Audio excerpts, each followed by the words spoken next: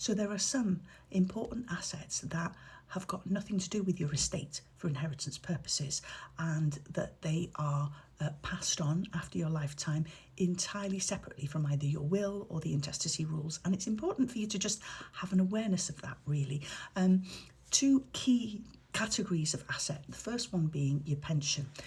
Pension has never ever been part of your estate for inheritance purposes, specifically for the purposes of distribution. So it means that your will has got absolutely no effect on your pension assets, and the intestacy rules also don't apply to your pension assets. Your pension assets are governed under an entirely separate system. You can, however, have in place a document that is the pension equivalent of a will, which is known as your expression of wishes or your nomination, depending on what kind of a scheme you're involved in, really. You know, it's just kind of internal terminology that people kind of use interchangeably. So what you'd need to do is check with those who are in charge of your pension. So it might be HR if it's a work pension, or your financial advisor if it's a private pension that you set up, to see, number one, have you got either a nomination or an expression of wishes in place? And number two, does it say what you want it to say? Is it going to ensure that the pension assets are passed on after your lifetime the way that you want them to? If not, obviously you can, take that opportunity to update it to make sure that the decisions that you want to make generally, that you're expressing perhaps in your will, are also expressed in a lined up way with regard to your pension. The second key category of asset that's really, really important for you to think about, particularly if you're a couple, and if you're a couple that are living together rather than being legal spouses, okay, is jointly owned assets. So that can be properties, so say you own a home together, but you own it as joint tenants rather than tenants in common, or it can be belongings that you own together, that you've purchased together, so it could be like the contents of your house, the furniture and, decoration and any kind of art and antiques and stuff that you've purchased together. That might be jointly owned assets. And it can also mean joint accounts, so if you're holding savings in a joint account together. So those would all be regarded as jointly owned assets.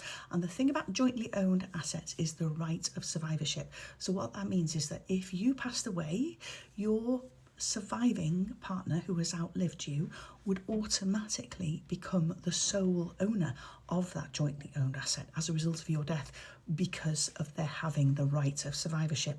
And that entirely supersedes the wording of your will or the operation of the intestacy rules or anything like that.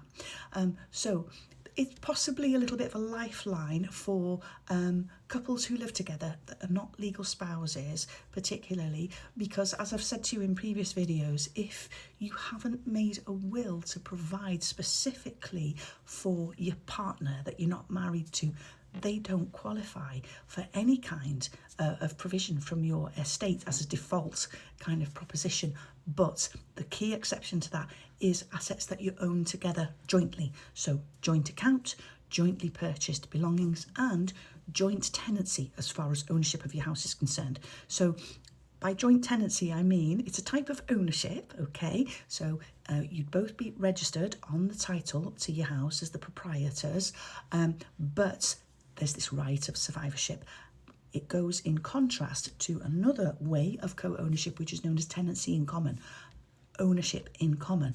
And where that's concerned, the right of survivorship doesn't exist, and each of you has your own specific and defined percentage share of the property. So you might have decided to go 50-50, or if you've contributed unequally to the purchase price, you might have, percentage ownership shares reflecting what you've contributed, for example. Now, if that were the case, if you own your property in common, right of survivorship doesn't apply. Your percentage share of that property does form part of your estate and will pass according to the terms of your will, or will pass according to the rules of intestacy if you haven't made a will. So it's important to have that distinction in place. So it may mean that, if you've got a partner who has passed away without a will, you might not have been left high and dry if you are joint owners of the key assets. So that's one of the important things that you need to be aware of as a couple when you're thinking about whether you need to put something down on paper to ensure that you've protected each other in case something happens to one or both of you. So yeah, lots to think about there. And do, of course, as ever, feel free to drop me an email and ask me a question if thoughts and questions come up in your mind as a result of what I've spoken about today. I'm always really pleased to receive your emails on that, and it always gives me a lot of pleasure to be able to respond to your questions. So feel free to get in touch if I can be of help to you. All right then, thanks again. Talk to you soon. Bye bye.